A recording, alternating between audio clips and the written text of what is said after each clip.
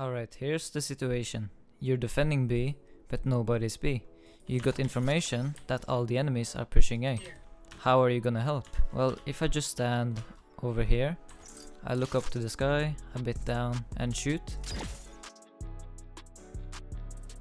I can perfectly help my teammates from over there. Now you may be asking, how the fuck did I do that? Well, before I spill the tea, I need to give a big thanks to today's sponsor, Medal.tv. Start recording your gameplay in 1080p, plus 60 FPS and even better. Jeez! The clips you capture on your PC can also be accessible to your phone, and vice versa.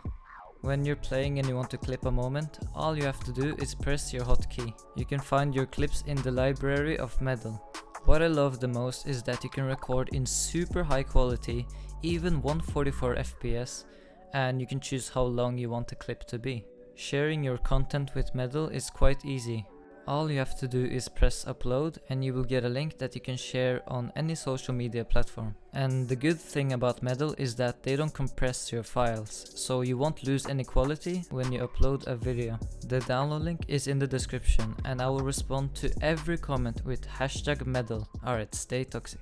The first trick I'm gonna show you guys is how to wing lineups. Start by putting anisotropic filtering to 1x.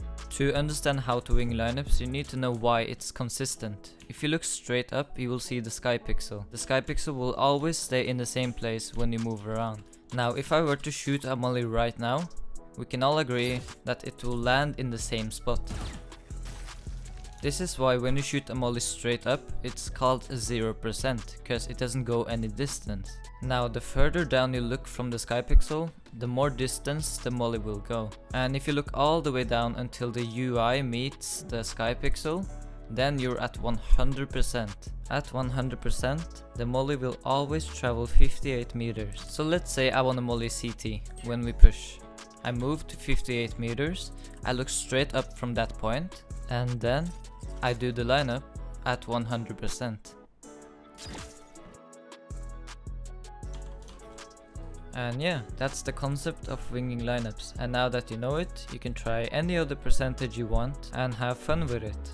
The percentages for the Poison Orb will also work with Killjoy Nanoswarms. And obviously big shout out to Jinzult for finding all the percentages by himself. The next trick is called the Swoopeek.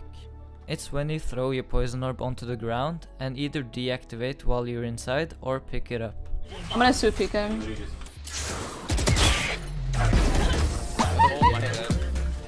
And by doing that, you will get around 200 millisecond advantage to kill the enemy. The next trick is quite interesting. As you can see, this is the max range where I can see the enemies in the Viper's pit. Now you might be familiar with doing this if you're Iron, but if you look down, you can see their hands. So if you start walking like this in your Viper's pit, the enemies cannot see you at all, and you will get the first shot no matter what.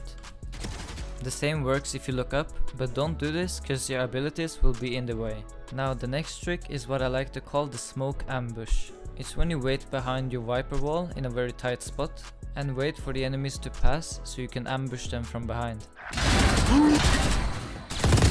Down A. Oh my god. And obviously you can do this with your orb as well.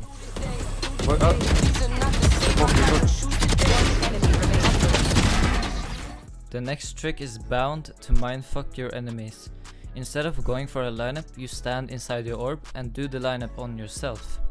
It doesn't matter if you die, cause the enemies can't defuse. What the fuck? Get on. Nice! No. Oh no. Jerry, you gotta go on vest. Go, go, go. Last player Oh standing. fuck, wait. I didn't know Max was gonna die. Okay, we all know that Viper can do one-ways. But did you know that the Poison Orb isn't the only ability Viper can make one-ways from? You think they can see? This is what they're seeing. The same concept goes for Viper's pit. You will always see their weapon first, before they enter. And the same thing happens when you exit Viper's pit. Oh my god. A nice little tip for post plant is, instead of wasting your orb like this, you could do a smoke that covers heaven and post plant at the same time.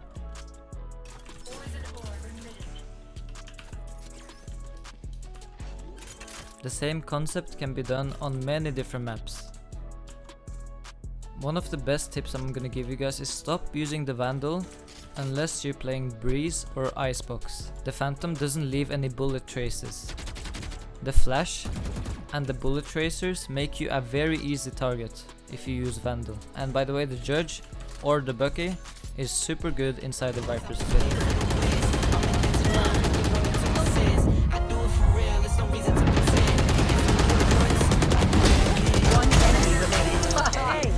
It's very common for me to see new Viper mains do this. No! Your molly doesn't run out before 6.5 seconds. A lot of people ask me, when should I start shooting my lineup? Well, you can start shooting when you hear this. And the last tip I'm gonna give you guys is have the detail quality on low. You see all the extra smoke? It will disappear if you change the settings. And the last tip I have for you guys, which is a bonus tip, whenever you use your abilities in a custom game, you can recall them by holding the ability key.